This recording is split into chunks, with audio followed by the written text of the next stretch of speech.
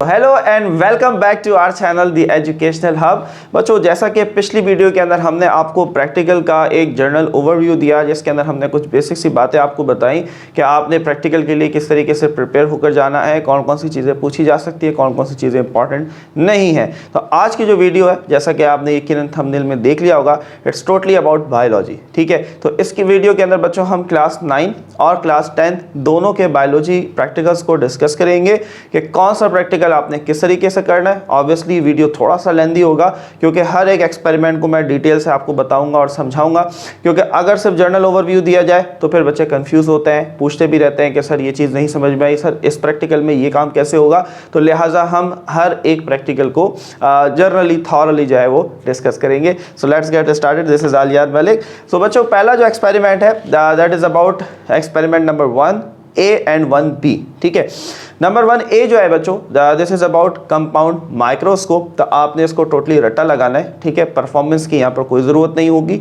कुछ परफॉर्म नहीं करना होगा। माइक्रोस्कोप तुम्हारे सामने रखी होगी, तुमने जाकर छाप लेना है। छापने से मुराद ये है कि आपने जो है वो जो याद किया हुआ है, जो रट्टा लगाया हुआ है, वो लिखना है। ठीक है, लिखना कहाँ से, हमेशा याद रखो, ऑपरेटर्स, ऑब्जेक्ट, रिक्वायरमेंट्स, ये सब चीज़ें नहीं लिखी जाती, आपने हमेशा मेथड से लिखना है। ठीक है, ये बातें भी आपको पता हो, बाकी सारी चीज़ों के कोई मार्क्स नहीं होते, थ्योरी आपने नहीं लिखनी। तो आपने प्रोसीजर या मेथड, ये दो लफ्ज़ यूज़ होंगे आपके प्रैक्टिकल के अंदर, यहाँ से आपने लिखना है। ठीक है, तो ये सारी चीज़ें हो जाएंगी। उसके बाद प्रिकॉशन आप नहीं लिखते, प्रिकॉशन आप नहीं लिखते हैं, कोई मार्क्स नहीं होते हैं। तो ये सारी इसलिए देखो डिटेल में बता रहा हूँ क्योंकि बहुत सारे बच्चों को हो सकता है ये बात मालूम ही ना हो। वो ये समझेंगे 1 का मतलब ये कि पूरा शुरू से लेकर एंड तक लिखना है, तो ऐसा नहीं है बच्चों। हर एक्सपेरिमेंट को आपने प्रोसीजर से शुरू करना है और रिजल्ट पे लाकर खत्म कर देना है, प्रिकॉशन आपने नहीं लिखना है। अच्छा जी, कंपाउंड माइक्रोस्कोप की डायग्राम बनेगी, तो जिस बच्चे का ये प्रैक्टिकल आएगा उसके लिए थोड़ा सा मुश्किल होगा क्योंकि डायग्राम थोड़ी सी मुश्किल है, डायग्राम आपको बनानी पड़ेगी। अच्छा जी, 1B के अंदर बच्चों आपके पास 4 स्पेसिमेन है। ठीक है, इनमें से कोई एक आप याद करके जाएंगे और वही लिख कर आ जाएंगे, कोई मसले की बात इसमें नहीं है, चारों याद नहीं करने। क्लियर हो गई बात? आप कुछ तसल्ली मिली होगी, जिनका एक्सपेरिमेंट नंबर 1 होगा वो काफ़ी शायद परेशान हो, तो अब वो क्लियर हो गया होगा। अच्छा भाई, एक्सपेरिमेंट नंबर 2 जो है बच्चों वो 2 हैं। एक ब्रासिका प्लांट है, ब्रासिका को उर्दू में हम सरसों का पौधा कहते हैं। ठीक है, और दूसरा जो हमारे पास है वो विंका रोजिया है। विंका रोजिया इज़ बेसिकली सदाबहार। तो आपने इसके अंदर ये देखना है कि आपके स्कूल के अंदर कौन सा करवाया था। क्या उन्होंने सदाबहार करवाया था यानी कि विंका रोजिया करवाया था, या आपको उन्होंने जो है वो ब्रासिका यानी कि सरसों वाला करवाया था। जो करवाया था वही याद करके जाओ। ठीक है, दोनों याद नहीं करने, दोनों याद नहीं करने। एक और गुड न्यूज़ आपके लिए है ना, तो आप बहुत सारे बच्चे हो सकता है अभी तक परेशान हो गए, सर दोनों करने पड़ेंगे। देखो ये सारी कन्फ्यूजन है, इसलिए मैंने सोचा कि हम जो है वो हर एक एक्सपेरिमेंट को डिटेल में डिस्कस करें ताकि किसी भी किस्म का कोई क्वेश्चन ना रहे। अच्छा, वाइवा को भी डिस्कस करेंगे अभी ताकि आपको वो चीज़ें भी क्लियर हो जाए। तो इनमें से कोई एक याद करोगे, जो तुम्हें आसान लगता है वो याद कर लो, एक ही जैसी बातें हैं। और अगेन आपने प्रोसीजर से शुरू करना है, ऑब्जेक्ट और रिक्वायरमेंट लिखने की ज़रूरत नहीं है। ठीक है, इसी तरीके से बच्चों डायग्राम जितनी बनी हुई है इसके अंदर थोड़ी सी डायग्राम ज़्यादा है क्योंकि हर एक पार्ट की डायग्राम है, तो आपने सारी डायग्राम्स बनानी है, कोई भी डायग्राम स्किप नहीं करनी है। Now comes to viva. ठीक है, पहले एक्सपेरिमेंट में क्या वाइवा आ सकता है, तो वाइवा के अंदर कुछ भी नहीं होता। अगर तो स्कूल वाले कंडक्ट कर रहे हैं, खाली बोर्ड की तरफ से कोई नहीं आया, तो ज़्यादातर तो वाइवा होता ही नहीं है। लेकिन अगर होता भी है बच्चों, बोर्ड की तरफ से कोई आ जाता है और वो चेक करता है, तो वाइवा में आपसे वो देखो 3 सवाल ज़्यादा अहम होता है। सबसे पहले कि व्हाट आर यू डूइंग, ठीक है, आप क्या कर रहे हैं, वाई आर यू डूइंग, क्यों कर रहे हैं, और व्हाट इज़ द कंक्लूजन, आपने इस एक्सपेरिमेंट से क्या सीखा। ये 3 जवाब आपको पता होने चाहिए। पहला experiment for example, what are you doing, so your answer should be कि I am studying the parts of compound microscope. ठीक है, why are you studying compound microscope? Because there are so many organisms which are unicellular and we cannot see them with our naked eyes, so we use microscope and we should learn how to use microscope so we can see those unicellular organisms. So इस तरीके से आपने बताना है। क्या सीखा भाई, आपने ये सीखा कि with the help of microscope हम जो unicellular है यानी कि ऐसे organisms जो कि हमें आम आंख से नजर नहीं आते, हम उनको भी देख सकते हैं। बस ये वाइवा, परेशान नहीं होना है। ठीक है, कि वाइवा में पत्नी क्या पूछ लेंगे, लोग बच्चे 15 सवाल याद करके जा रहे होते हैं। अरे भाई ऐसी कोई ज़रूरत नहीं है, बुनियादी सी बातें आपको पता होना चाहिए। इसी तरीके से एक्सपेरिमेंट नंबर 2 में वो आपसे पूछ लेगा भाई प्लांट्स क्या होते हैं, चलो बताओ, what are plants? So your answer should be sir plants are living organism, ठीक है, दे कैन नॉट मूव, ये मूव नहीं कर सकते, they prepare their own food, ये अपना खाना खुद बनाते हैं, दैट्स इट, बस इतनी सी बात। अब आपसे वो पूछेगा, फॉर एग्जाम्पल वो पूछ लेता भाई what is the male part of flower? So your answer should be androecium is the male part of flower. What about the female part? So your answer should be gynoecium is the female part of flower. बस इतनी सी बात है, male part कौन सा है, female कौन सा है, वेजिटेटिव पार्ट क्या होता है, रिप्रोडक्टिव क्या होता है। Vegetative parts are those parts which do not play a role in reproduction, जिनका रिप्रोडक्शन में कोई काम नहीं होता। वेजिटेटिव पार्ट 3 होते हैं, लीव्स, स्टेम्स एंड रूट्स, ठीक है, ये जो है आपके पास वेजिटेटिव है। रिप्रोडक्टिव एक ही होता है और वो आपके पास है फ्लावर, ठीक है, फ्रूट नहीं है। फ्रूट ना रिप्रोडक्टिव है ना वेजिटेटिव है, क्योंकि फ्रूट जो है वो रिप्रोडक्टिव से बनता है, तो रिप्रोडक्टिव एक ही है and that is your flower. बस देखो इतनी सी बातें हैं और इसमें कोई मुश्किल नहीं है, इससे ज़्यादा कुछ नहीं पूछा जाएगा आपसे। ओके जी, so experiment number 3 is about the study of different organs of given dissected frog, ठीक है। तो ये भी आपने प्रोसीजर से लिखना शुरू करना है, रट्टा लगाना है, परफॉर्मेंस की कोई ज़रूरत नहीं है, कुछ परफॉर्म नहीं करना होगा। What about viva? तो वाइवा में आपसे पूछेगा भाई what is frog? So your answer should be it is an amphibian. What is amphibian? Amphibian are those organism और those living things which partially live on land and partially they live in water, ठीक है, आधी जिंदगी खुश्की पे, आधी जिंदगी पानी में गुजारते हैं। What about their eggs? This is an important question, ठीक है, एक इंपॉर्टेंट सवाल है। ये अपने अंडे कहाँ देते हैं? तो याद रखें एम्फीबियंस हमेशा जो अंडे हैं वो हमेशा पानी में देते हैं। बारिश होती है, पहले के ज़माने में देखते होंगे, जो शायद कोई टीचर अगर मुझे देख रहा हो तो उसको यकीनन पता होगा, पहले जब बारिश होती थी कहीं पर पानी खड़ा होता था, हम देखते थे वहाँ छोटे छोटे, हमें ऐसा लगता था ये मछलियाँ आ गई। वो basically these are not the fishes, those are basically the tadpole, ठीक है, वो मेंढक के जो है वो अंडों से निकले हुए बच्चे होते थे बहरहाल, तो इनको पानी की, वाटर की ज़रूरत होती है। उसके अलावा अगर कोई आता है बोर्ड की तरफ से तो आपसे कह देगा हाँ भाई इसमें मुझे बताओ स्टमक किधर है, या इसमें ये दिखा दो कि हार्ट किधर है, तो आपके पास सिंपली जो है वो फॉरसेप होगा, तो आप उससे जो है वो, या बाइसेप होगा तो उससे आप जो है वो दिखा सकते हैं कि हाँ भाई ये पार्ट है, ये इस तरीके से, कोई मुश्किल नहीं है, टोटल रटा लगाना है, परफॉर्म करने की कोई जरूरत नहीं है। एक्सपेरिमेंट नंबर 4, ठीक है, prove with the help of N aquatic plant that oxygen is evolve during photosynthesis. भाई जिसका ये एक्सपेरिमेंट आया उसकी तो लॉटरी लग गई, ठीक है, क्योंकि इसमें कुछ भी नहीं करना, सिर्फ टोटली 2 हेडिंग है। एक सबसे पहले आपने इक्वेशन लिख देनी है, उसके बाद मेथड है, ऑब्जर्वेशन है, रिजल्ट है 1 लाइन का, उसके बाद ना आपने यहाँ प्रिकॉशन लिखना है, ना आपने फोटोसिंथेसिस की डेफिनेशन लिखनी है, कुछ भी नहीं है, बहुत छोटा सा एक्सपेरिमेंट है। डायग्राम दोनों बनेंगी, ठीक है, before and after experiment. Viva में क्या पूछा जा सकता है भाई? वाइवा में आपसे पूछ सकते हैं कि what is photosynthesis? So photosynthesis is a process in which plants prepare their own food, वो अपना खाना खुद बनाते हैं। इक्वेशन आपको पता होना चाहिए, carbon dioxide plus water which gives glucose C6H12O6 plus oxygen, बस और कुछ नहीं पूछेंगे वाइवा के अंदर इसमें से।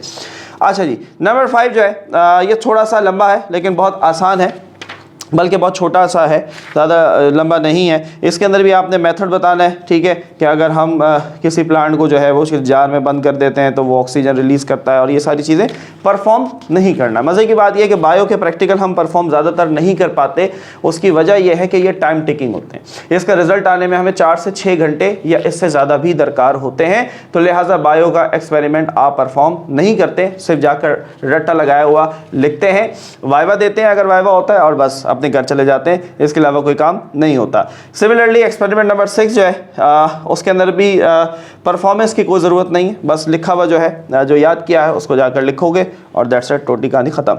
एक्सपेरिमेंट नंबर 7 की बात की जाए तो study of animal tissue with the help of permanent slide. भाई जिसका ये एक्सपेरिमेंट आएगा समझ लो उसको उसके गुनाहों की सजा इस दुनिया में मिल गई है, क्योंकि ये काफ़ी लंबा, काफ़ी लेंथी एक्सपेरिमेंट है और आपने इसको पूरा लिखना है, हर एक टिश्यू को याद करना पड़ेगा और हर एक टिश्यू को जाकर रट्टा लगाना है, लिखना भी है और डायग्राम भी बनानी है, ठीक है, तो काफ़ी मुश्किल होने वाला है जिसको 7 मिलेगा। खैर कोई बात नहीं, 15 नंबर भी है तो करना पड़ेगा।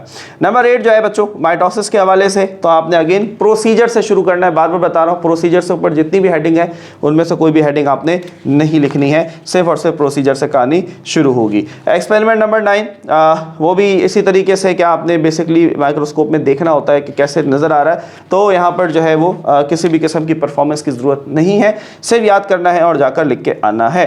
Now experiment number 10 that is very important, you must learn और you must listen this thing. Experiment number 10 is about spotting, ठीक है, टोटल 10 स्पॉटिंग है, हर बच्चे को 5 मिलेंगी, हर बच्चे को, आई रिपीट, जिस बच्चे का एक्सपेरिमेंट 1 था, जिसका 2 था, 3 था, 4, 5, 6, 7, 8, 9, आपका कोई भी एक्सपेरिमेंट हो बच्चों, स्पॉटिंग सब ने करनी है, स्पॉटिंग सब ने करनी है। बहुत अच्छी बात तो ये है कि आपके स्कूल वालों ने अगर आपको बता दिया हो कि कौन सी 5 आपने याद करके आनी है, वो आपकी शिफ्ट में आएगी, तो बहुत ही बल्ले बल्ले, कहानी खत्म हो गई। लेकिन अगर उन्होंने आपको नहीं बताया तो आपको ये 10 के 10 याद करके जाने हैं। ये हर बच्चे ने याद करने, मेरे प्यारे बच्चों, इस बात को समझो कि हर बच्चे ने याद करने हैं, ये सबके साथ आएगा, ठीक है। That's it from class 9 biology. तो मुझे उम्मीद है कि बच्चों ये चीज़ें बहुत अच्छे से आपको क्लियर हो गई होंगी।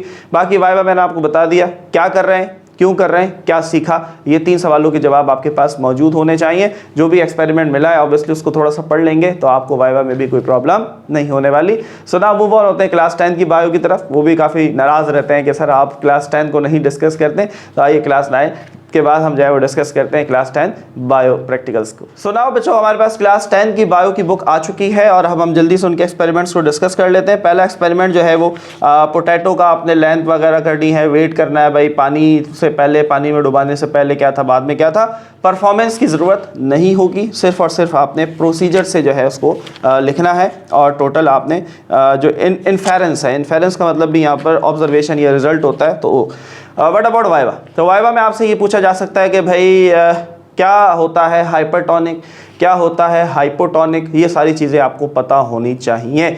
हाइपरटोनिक के नतीजे में क्या होता है, हाइपोटोनिक के नतीजे में क्या होता है। याद रखो, हाइपरटोनिक की वजह से सेल श्रिंक हो जाता है, सिकुड़ जाता है, जबकि हाइपोटोनिक की वजह से सेल फूल जाता है, यानी कि वो सूज जाता है। जबकि एक और थर्ड कंडीशन होती है, दैट इज आइसोटोनिक, जिसके अंदर मेंटेन रहता है, ना सेल फूलता है ना सेल सिकुड़ता है, यानी कि ना वो जो है कॉन्ट्रैक्ट होता है ना वो रिलैक्स होता है, बल्कि वो नॉर्मल शेप में रहता है। These are some basic questions for your viva, ठीक है।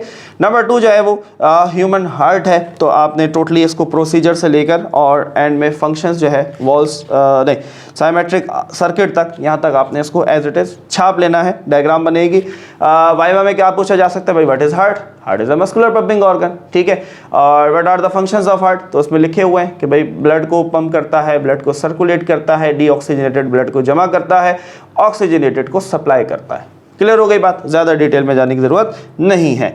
अच्छा जी, एक्सपेरिमेंट नंबर 3A और 3B बच्चों ये दोनों करने पड़ेंगे, जिसको भी आएगा उसको दोनों करने हैं, ठीक है।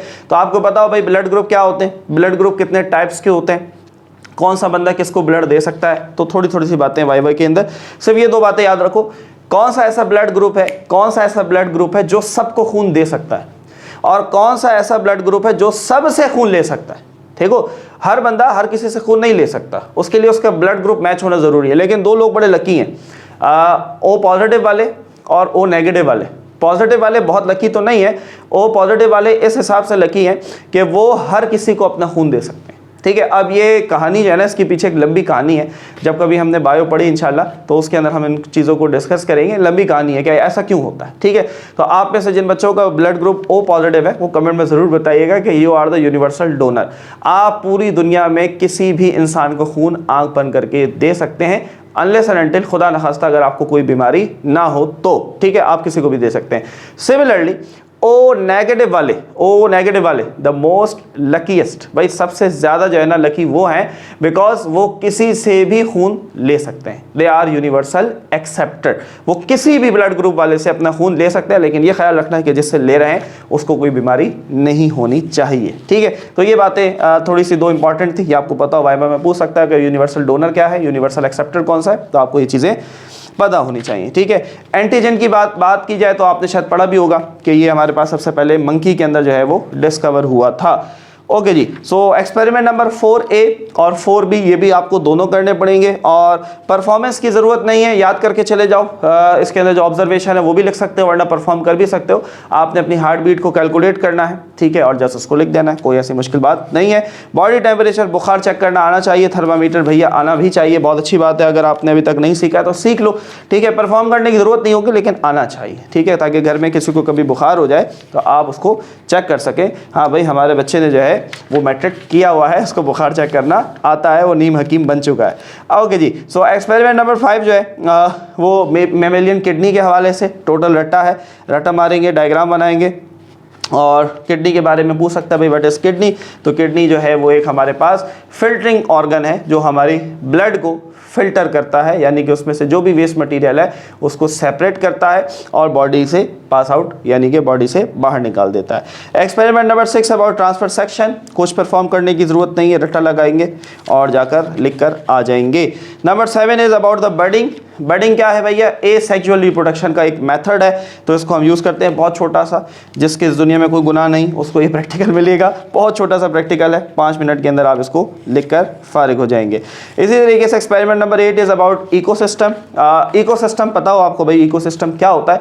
तो इकोसिस्टम से मुराद बच्चों एक कोई भी ऐसा सिस्टम जिसके अंदर लिविंग ऑर्गेनिज्म का लिविंग से भी ताल्लुक हो और लिविंग ऑर्गेनिज्म का नॉन लिविंग से भी ताल्लुक हो, ऐसे सिस्टम को हम इकोसिस्टम कहते हैं। Number 9 is about germination. ठीक है, आपको पता हो बच्चों जर्मिनेशन क्या होती है, हाइपोजियल जर्मिनेशन क्या होती है, एपिजियल क्या होती है, वाइवा के लिए आपसे मैं बता रहा हूँ और ये आपने अपनी थ्योरी के अंदर ऑलरेडी पढ़ रखा है। सिमिलरली जैसे क्लास 9 को बताया वैसे ही बच्चों आपके भी आखिर में 10 स्पॉटिंग है, इनमें से 5 हर एक बच्चे को मिलने वाले हैं। तो अगर तो स्कूल वालों ने बता दिए कौन से 5 करने हैं तो वही करो, और नहीं बताया तो ये पूरे 10 याद करके जाओगे। इनमें से कोई भी 5 हर बच्चे को मिलेंगे, हर बच्चे को। तो आखिरी एक्सपेरिमेंट सब ने याद करना है। So that's it for biology class 9 and 10। अपने कमेंट में ज़रूर बताना है कि आपको ये वीडियो कैसा लगा, इससे आपकी कितनी हेल्प हुई। मिलते हैं आपसे नेक्स्ट वीडियो में। अपना बहुत सारा ख्याल रखिएगा। अल्लाह हाफिज़।